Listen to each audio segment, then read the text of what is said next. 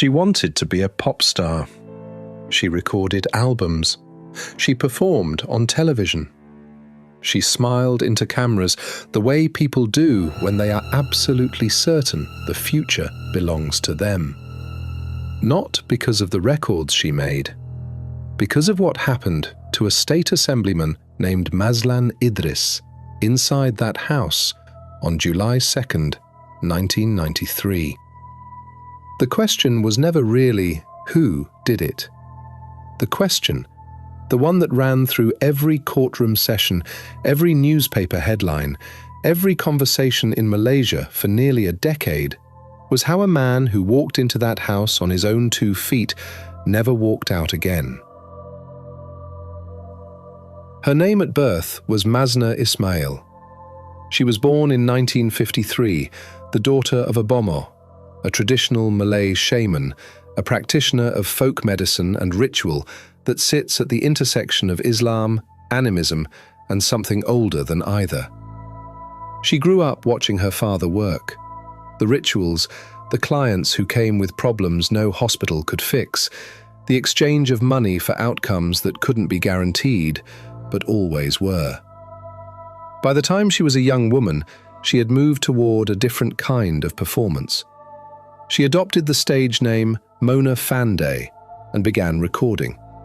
Her music was minor, regional, never nationally famous, but she performed with an awareness of how to hold an audience. She married a man named Muhammad Afandi Abdul Rahman. He became her manager. He also became her partner in the second career that eventually consumed the first. When the recording work dried up, she leaned back into what her father had taught her. She and Afandi began offering spiritual services, bomos for hire, and discovered something her music career never had: a clientele that paid extraordinarily well and never discussed their visits publicly. Politicians, businessmen, people who wanted what they couldn't ask for at a bank or a government office: protection from enemies, invincibility in elections, the certainty of winning. Mazlan Idris was one of them. A state assemblyman for a constituency in Pahang, he had voted on budgets, attended ribbon-cutting ceremonies, and made the calculations that every elected man in his position makes about how far the next office is and what it costs to get there. He wanted more. He had heard, through the network of whispers that moves through Malaysian political circles, that Mona Fandey could deliver it. On the morning of July 2nd, 1993, Mazlan Idris drove to the house in Pahang where Mona Fandey and Afandi lived and worked. He brought with him 2.5 million ringgit, approximately $1 million at the time, in cash. The payment was for a ritual that Mona had promised would make him invincible, immune to political opponents, invulnerable to loss. He had brought a third man with him, a servant named Zulkifli Muhammad. The three of them entered the house together. The ritual, Mona explained, required Mazlan to lie down, to be still. She would perform the necessary work, and when it was complete, he would rise with everything he came for. He lay down. That is where the record stops being a political story and becomes a forensic one. The trial produced a pathologist's account of what had been done in that room, and the sequence it established was precise. Afandi struck Mazlan in the head with a hatchet while he lay on the mat. The prosecution's forensic pathologist testified that this blow was not immediately fatal. The post-mortem identified a severe cranial wound consistent with a bladed instrument, but death did not follow from the blow alone. Mazlan was then strangled. The strangulation was the cause of death recorded in the post-mortem findings. The body was not left intact, nor was Zulkifli's, the servant who had driven his employer to the house and seen what he was not meant to see. The prosecution established at trial that the remains of both men were divided. The pathologist's testimony put the number at 18 segments per body, and that the segments were buried at separate locations across the property and into the surrounding jungle. The depth of the burials was recorded by investigators during the recovery operation. Each site was marked separately in the forensic diagram entered into evidence. The sites were not clustered.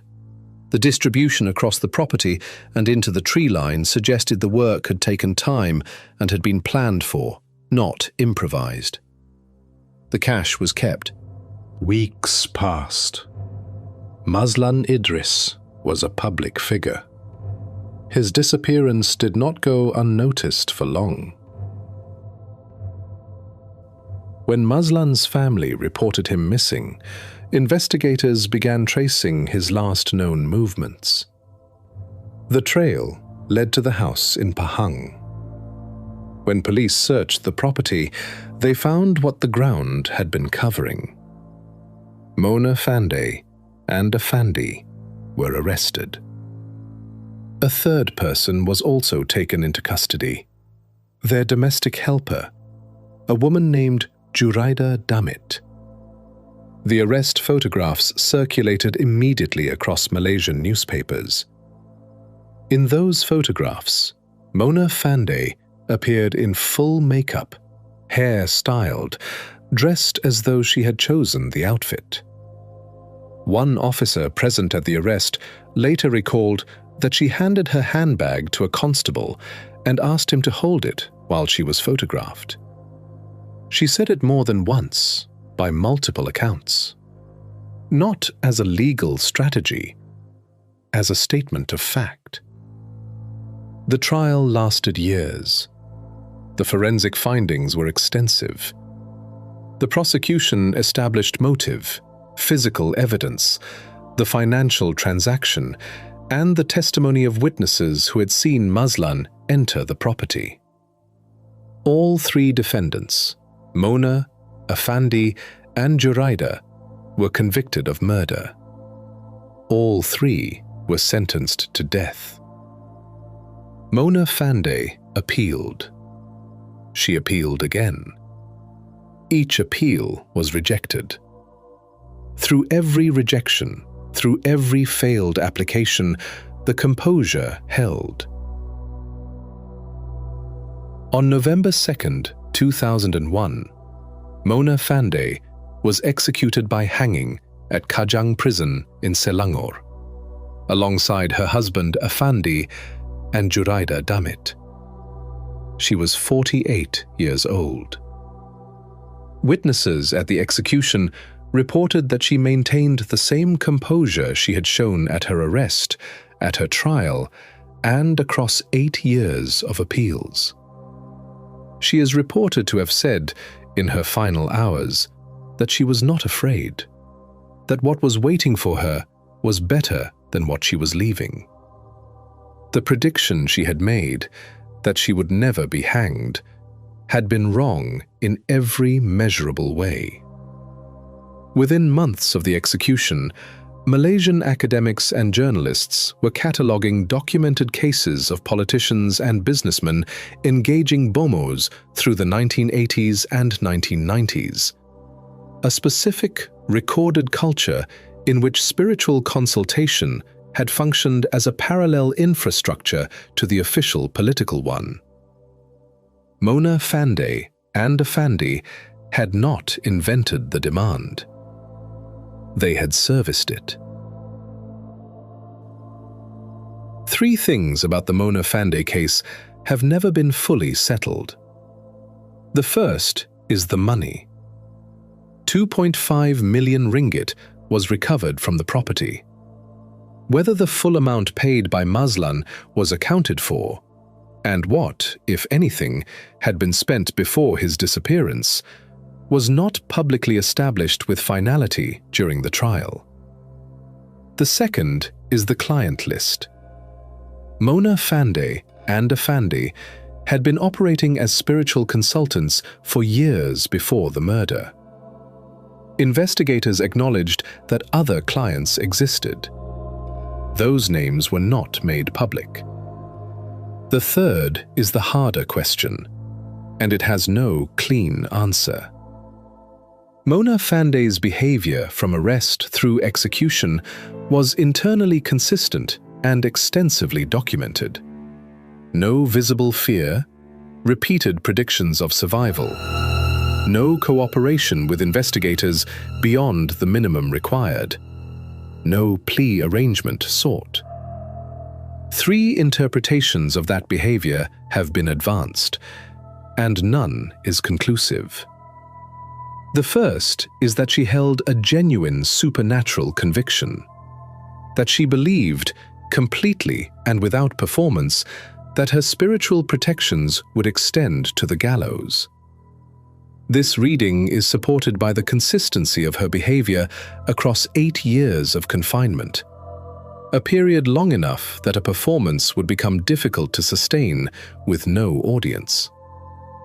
It is undermined by the fact that she was the architect of the ritual system she claimed protected her. It is difficult to be deceived by a mechanism you built. The second is that she had learned, in a career built on performing certainty for powerful men, that composure was its own form of power. That the woman who stood unshaken in a courtroom for years was deploying the same instrument she had always deployed. The appearance of access to something the other person in the room could not touch. This reading is supported by her father's profession, her own professional history, and the specific clientele she served. It is undermined by the fact that the performance, if it was one, continued in conditions, a death row cell, a walk to the gallows, where it could no longer serve any practical purpose. The third is that no court ever examined her psychological state with the clinical depth the question deserved. Her trial was a murder trial, not a psychiatric proceeding, and the legal record was not designed to answer what was actually happening inside the conviction she displayed. This reading neither supports nor undermines her sincerity. It simply notes that the question was never asked by anyone with the authority and methodology to answer it. She recorded music. She buried 2 men in the ground. She stood in a courtroom for years and did not flinch. On a November morning in Kajang prison, the rope proved that she had been, in the end, exactly as mortal as everyone she had ever taken money from. The sequined gown, the microphone, the spotlight. She had stood in all of it and wanted the audience to stay. They did stay, just not for the reason she had planned. Mona Fandey, Muhammad Afandi Abdul Rahman, and Jureda Damit were executed on November 2, 2001. Mazlan Idris and Zulkifli Muhammad were identified through forensic recovery of their remains. The case is closed as a matter of law. The client list was never published. The house in Pahang still stands. The woman who lay 2 men in the ground for money and called it ritual came from a family that had always believed the unseen world could be traded with. She built a career on that belief, and then she tested it in the one place it could not hold. If this story belongs in the vault, subscribe. We open a new file every few days.